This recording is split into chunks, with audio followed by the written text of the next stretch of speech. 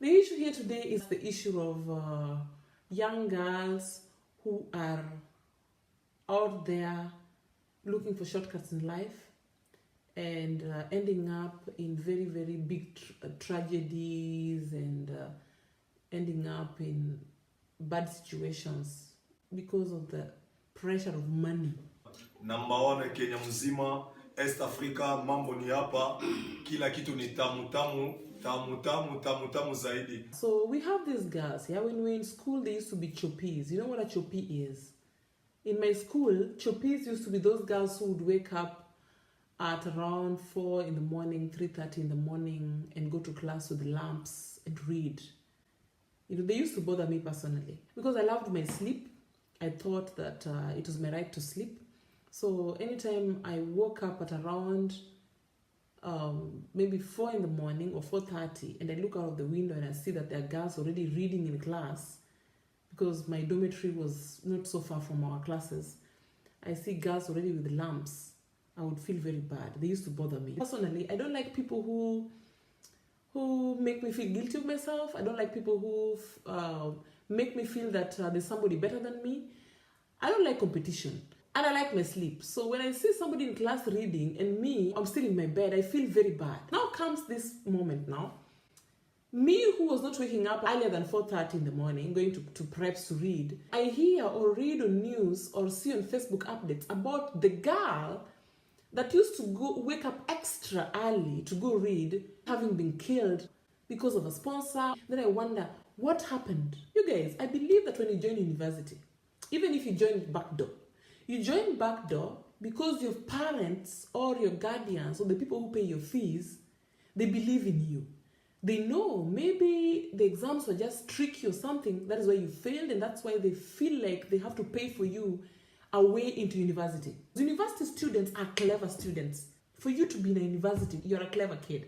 What deters you from sticking to your lane and continuing with the down-to-earth attitude you had in high school, with the clever mind you had in high school, with the state of mind that you had in high school, so that you can get to that level that you wanted to be from the word go. Bridget Chieng is a lady, a Luo girl, who is a part of the Nairobi Diaries cast.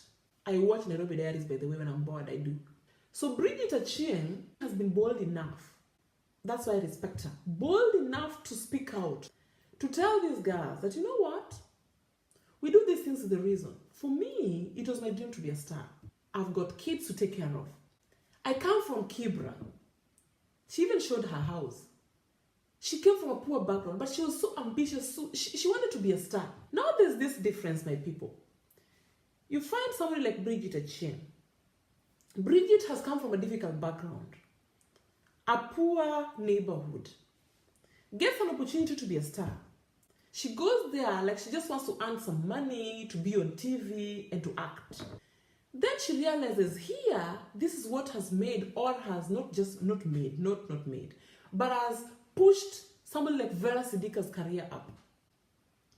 She said in her BBC interview that somebody told her that these assets you own, your ass, your breasts, your face, your figure, if you put them on a photo in nude and put them on the internet, the next day you'll be a star. And it happened that she was so desperate to change her life and to provide for her kids that she tested it. Just like the person who had recommended that for her said, everything changed.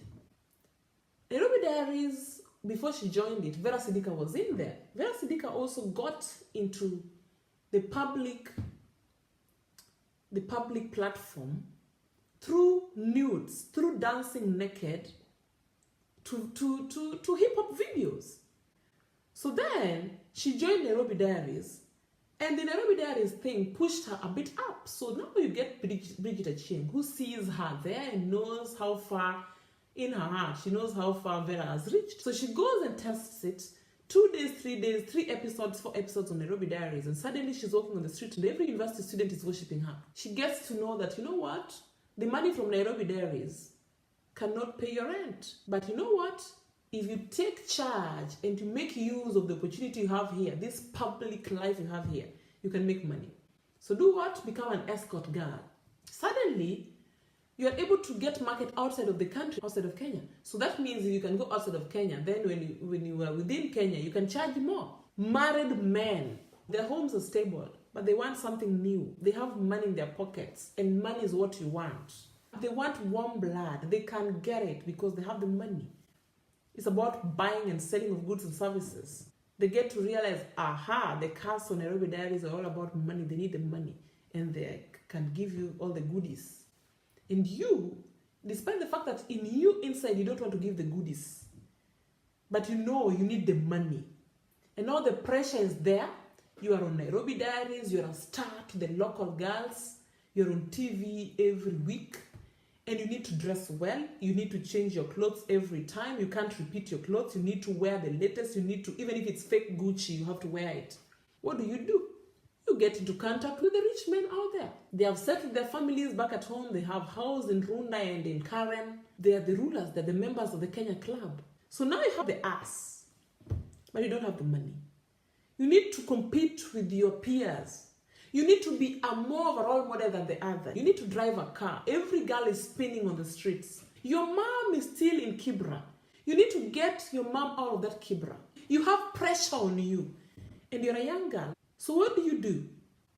You try to reach these rich, contactful men. But then you say, anyway, God said, sin is sin, whether you kill a mosquito or you do whatever. Sin is sin, it's the same. This girl who is in need, who is under pressure to be more richer, to drive a car, to boast the kind of boyfriends or contacts she has, go on Facebook and my profile has Raila Odinga on it, yeah? For example. And then they're like, oops. If I scroll down Terry Shokola's page, I see politicians, I see Raila Odinga, not once, but maybe 4 times. Friend request, tata. Let me just say if I was a man, for example. Not knowing maybe they're just also opportunities that I just got to make with them. She contacts me and says, hi, Mambas. Then watching through the lines, and also me, if you send me friend requests, of course, and I'm a man, I'll go through your page and I see your calves and your nudes, and I'm like, ooh, okay. Then I try to get you, and then you're like, you know what? Are you connected to Governor Owili? You know, you ask me, and then me, I'm a man, you know. I've already gone through your profiles and I've realized, for you to ask me about my connection with those big names, it means you need something from them. You want to reach them. Maybe you want a photo with them. But then, in your mind, you know, it's only me who can get with them because I have photos with them. So, you know what? I stick to my line, and you ask me, and I say, yeah, I can get you there, you know. I become a political broker. Political brokers, they are there, you guys. Because a girl has seen them with a photo of somebody, which they just took maybe when the politician was unaware. Now they're using that as their career. They're making money with it. Or they're feeding their dicks with it. I'm the man with the photos of these big names. So this innocent girl is very desperate to reach them, but she doesn't know where to start. So somebody has told her, or maybe she's seen on Facebook, definitely somebody has told her, talk to Terry. Terry has contacts with them because of photo.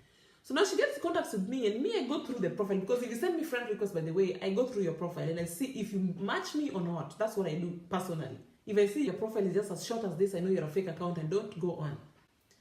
So then I contact her and say, yeah, I can get you there. Then I ask you to do what? Meet me. So we meet, and I ask you for sex. Because, anyway, if you give me, I'll take you to him. I'll take you to the big man. I'll take you to Raila Odinga. I'll take you to them. Those ones you see in my photos.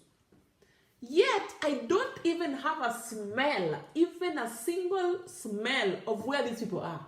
I just happened to have been somewhere and took a selfie, maybe in a campaign. I don't know, maybe he was just passing, I don't know. But because a girl somewhere is very desperate to reach those people, because of the Nairobi Diaries pressure, she wants a photo with those people so that she can raise her profile. Now I'm already here in business. So now I've slept with this girl, I've slept with this girl. I don't know what to do because I have to help her somewhere. The guilt comes in me. So you start checking, because you go to campaigns a lot. You know a few people, a few bloggers maybe, who blog for these politicians. Then you refer her to the next one. Because you have already used her, you're finished. You tell her, you know what, let me connect you to his PA. And he's not even his PA, he's just a blogger. The blogger also uses her completely because she's very desperate to get to the politicians. And like that. At the end of the day, to cut the story short, they only get to the PA. For you to get past PA is very difficult. It's either always the PA or the bodyguard that enjoy sex with these young girls. Because now they're very close to these people, you have reached the PA. The people who have brought you have already brought you to the PA. And you've realized this is a PA or a bodyguard. For you, the bodyguard is already him. If they're at least a little bit good, they will find a way of maybe getting you a photo with that guy, but not in his office, maybe somewhere where they're doing their campaigns or whatever. Take a photo. Once the photo is done, your business is finished. The socialite has gotten a photo. The socialite is raising their profile. Now she's a role model. She's posted her photo with that big businessman, that big name on Facebook. Yet that big man doesn't even know her. People who are watching the Facebook post know that this girl now knows that big man. Yet the big man doesn't even know this lady exists. All successful men have wives. Believe me or not, my girls. If you've been looking for a Luo man out there, all successful Luo men out there have wives. And they have a child or two. If not with the wife, then there must be a child somewhere out there. If it's not in the marriage they're in now, then you'll hear about it when they're dead. My Luo community, the men there, they're very hard workers. And they're very proud. We have lazy ones too, but the lazy ones are also very proud. And their pride would never let them be laid low, like their dignity to go low. Even if they're those ones who just read newspapers on the streets, their dignity is number one. First of all, they're very jealous. You can't sleep with a Luo man and expect to sleep with another Luo man. They are very free to do it with any other person, even if they have wives at home. But you as a woman, you have to remain with them. Be in secret, but be loyal to them. They will be walking around, getting left, right, center, but to you, stay with them in secret. They will not boast you, they will not post you, unless within their circles where they can invite you once or twice to come and drink with them, to just show off among their loyal friends. By the way, Luo rich men have very, very, very strict circles, very, very loyal circles. They don't go against one another. If they do, there's a killer one. They are very loyal to their friends. They are very tight. They never betray their fellows. Those rich ones, first of all, they are married. They have kids and they have beautiful homes. Because a Luo man with money, nowadays, in the 21st century, they think of buying land and building first, not like before. Before, they used to have cars and live in the city and not stay at home. Nowadays, the first priority is to buy land and have a beautiful, beautiful, beautiful mansion at home. Secondly, in those mansions, they have their wives. Thirdly, they mostly not in good relationship with those wives, but not because they want to divorce them, but because of their pockets. Those wives mostly are back at home in their houses, waiting for their debts to get their respect as first wives or second wives. But they know very well what their husbands are doing out there. And their husbands can never leave them for you. They're sadists, but they're intact. Even though they don't talk, they don't even eat together maybe. But they're in their houses, they're taken care of, they have their bodyguards in their cars, they do what women do, they go to Maendeleo ya Wanawake and Mothers Union. They're sadists, very sad women, but they're very much intact. Because their husbands, even though they go out and sleep with young ladies and out there, they respect their wives, believe me. A rich Luo man, a Luo politician, they will give you what you want, but they will never ever allow you to step on their wives' feet. Young girls out there, they will give you the money you want, but don't risk getting pregnant with them. Don't risk. They will tell you how they are not in contact with their wives, how they feel lonely, how they are this and that. They will always give you all their problems. When you go back to university or you go back to where you are, they say, hey, Aki Mungu, I'm in contact with this guy. You know, he's the this, the MP of what, Karachuanya, the MP of Kiambu. And you know what? He's telling me that make his heart melt because his wife, they're not in contact. His wife is so dumb, and his wife doesn't even talk to him. And you know what? Their relationship is just on turmoil. They're on rocks. Hey, it may be true, but they don't mean it. Because they treasure their families, they follow their traditions. If they don't love their wives, or if they have problems with their wives, their mothers back at home, the elders where they come from, they treasure those women of theirs. Because it's through these women they go through, those elders in the village, to get to their husbands. They know the wife is the one to talk to first. And as Luos, especially our men, where they will be buried, they really treasure it. Then they respect it to death. They will do the bad things out there, but what's behind them, where their graveyards will lie, they play holy joes. You will wonder if you end up there and they don't know you. Even if you woke up with them in the same bed that morning, and you carry even their photos in your pockets plus their wives and their kids' photos to show how related you are. They will say they don't know you. They will not know you because you know what? They have money in their pockets. They control their life. You need that money. You may have the ass and the breast and the brown face and the bleached organs. They can deny in your face, but they can never deny in public their families for you. Believe me. If he has money in his pocket, he has another woman somewhere. So you, my dear, eat what you can eat. Eat it with a brain. But don't try to provoke them by telling them, oh, I'm going to expose you here. Oh, I'm going to tell this. Don't try that. You will be killed. It's very sad, but it's the truth. Let's not beat around the bush. The stories I've read online, for example, about this one example of Sharon, the late Sharon, I'm so sorry, may her soul rest in peace. She was a married lady. She may have had kids. I'm not sure. Allegedly, she had. She may have left the husband for a politician or not. You never know. Most of the people in the society out there, they like people who are rich because they feel they can give them money, handouts. So they even support them with the corruption to build their beautiful mansions so that they can pride in them. The common man who is living in a madhouse is very, very proud of the politician who is living in a mansion. Very proud. As long as they have the telephone number and they can identify with them, have his contacts is enough. Hang around his gate, very enough. The common man is very happy. So how do you expect this politician and normal politicians like me now, I John, become women representative of CIA? How do you expect me just to sit there and now to talk to you like, I can't. I have to find a way of getting money to first build my home. Kwa mheshimiwa. Mheshimiwa's home, first of all, that's the first status. Secondly, I have to get extra money to do some business, maybe to open a hotel or to get some extra income so that I can support myself with it. I defend myself with it when issues come of corruption. Then I can say I was rich before and I have my own business. And then once they have that money and the power, they take control of both their wives and the little girls out there. So the little girls out there, they're very happy to have contact with them because just having a telephone number of a politician or a big businessman like Chris Kirubi, for example, on my phone is already a status. When I'm talking to my friends, I say, hey, Mazonas, at you guys, you're shopping, you're studying for what? For test me. Hey, I have a contact for, I have contact for who and who? I have contact for who and who? Then the other ones, I have contact, yet I don't even have contact. Maybe I copied that phone number from somebody, or it's a fake. Then I start giving other people pressure. Once I see that so-and-so has a contact of this person, and this person is the one I want, then it becomes, I don't concentrate on my books. I want to have this contact. How do I get that contact? It's through opening your vagina. And those people have money. Their wives are now first ladies of somewhere. Maybe first lady of the village, first lady of wherever. They can't afford to be shamed. They can't afford to have, they can't afford their names to be bad.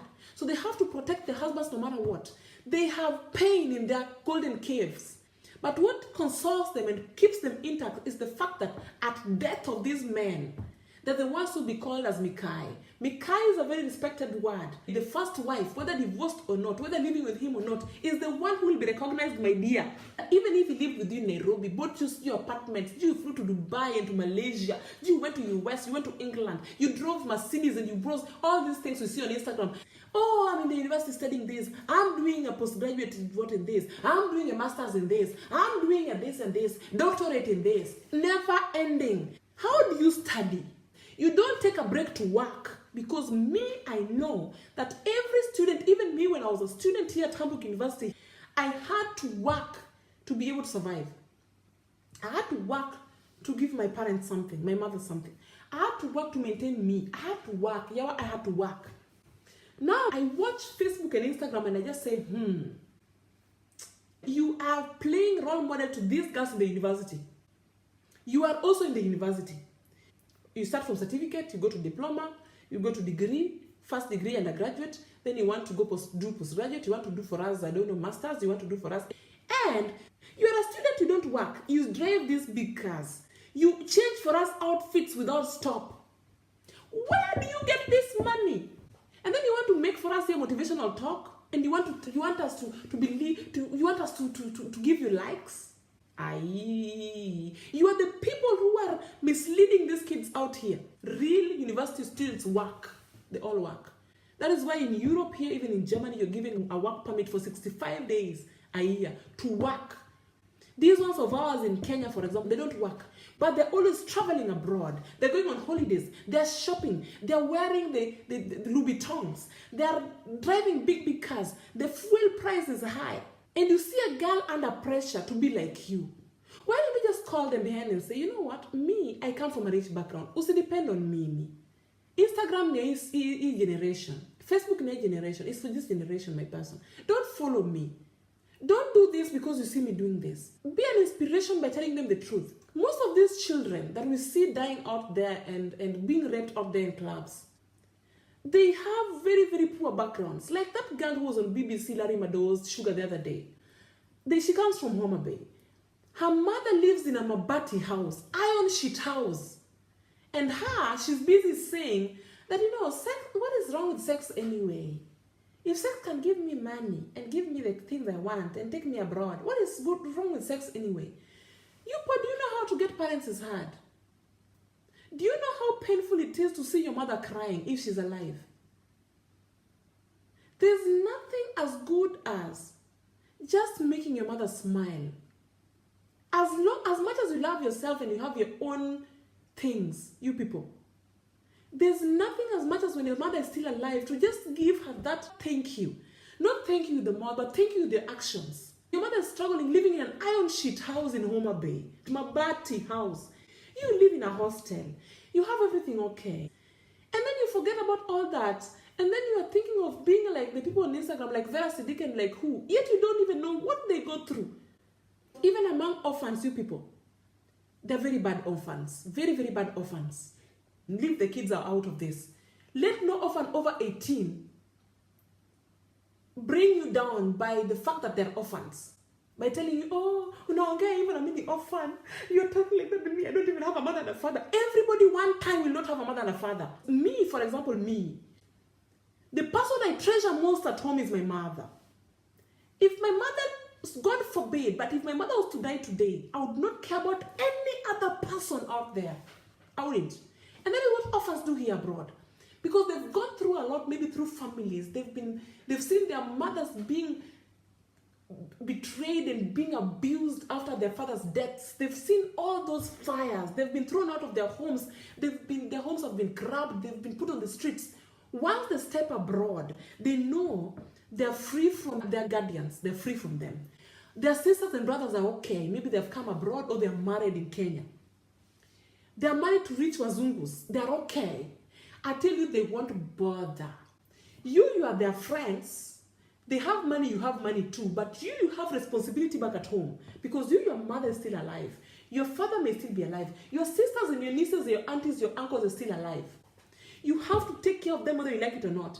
And here you have an orphan for a friend who has money but stopped contact with their families, or maybe has only contact with their sisters or brothers only because of what she went through, which I understand very well. She already got her blessings, or him, he already got his blessings from the parents, or from, she had already done her part. Now she's free. And she tells him, me, family, the cousins, uncles, never. Evil. I can't even send them money. You start refusing to have contact with them because you're following an orphan. You don't remember this girl is an orphan. Misleading me. She has no pressure. You have things to take care of. You still have responsibility. Instead of taking care of your mother back at home, nobody's taking care of her. She depends on you. You forget about her because this orphan has told you, hey, me home. Never. When your mother dies, that is when you realize, be careful whom you walk around with. Be careful. They can destroy your life. Be careful. Sympathize with people, but also open your eyes. Because even if you sympathize with them, I'm sorry, even you, your day will come. Will they sympathize with you? We are all human beings, my sisters and brothers. Everything the other goes through, all of us at one time will go through. Take care of yourself. It's not a sin to have a sponsor. And in the Bible is written, every sin is the same before the Lord. So people, we are not just individuals. The people around us are a part of us. God created people around us with a reason. You are placed in that family you are placed in with a reason. You are a part of them. Everything you do is also them. Because when you die, it's pain to them. Always don't think about yourself only. Think with the people around you. There's a reason why you belong there. Just play your cards right. My girls, work hard. Someone's money. Just add to it. Because I know there are things that you can't achieve alone. Our fathers are our biggest problems. It is you as a father to show your child how they're supposed to be treated by men out there. If you make distance with them, you come to the house and they disappear in the kitchen. You make your children right from the age of 9, 8 to be cooks in the kitchen. Instead of sitting down with the kids and having time with them, treat your kids the way you want them to be treated by those men. Because once they're out of your house, once they start having ass and breasts, you'll also be jealous. Act like a father, not like a boyfriend. Don't treat your daughter like a boyfriend. I see some men out here also who pretend to love their daughters, but forget that they're fathers. They go sleeping with their daughters. If you don't teach your girl how to be handled out there, the men will use them and kill them. Don't blame them. Fathers in Kenya and Africa, talk to your girls. Mothers, be free with your daughters. Let them share with you everything that is in their minds. Tell them, fake for them some stories. Tell them, you know what, my daughter, I used to do this and this, just to test their minds. Fake them some stories. So they feel free with you. Tell the child the truth if you want a good result out of her one day. If you want Western Union and MoneyGram one day to be sent to you, tell them the truth. Tell those children the do's and don'ts. You must tell these girls. Be free with them. Proud chocolates. Finished business.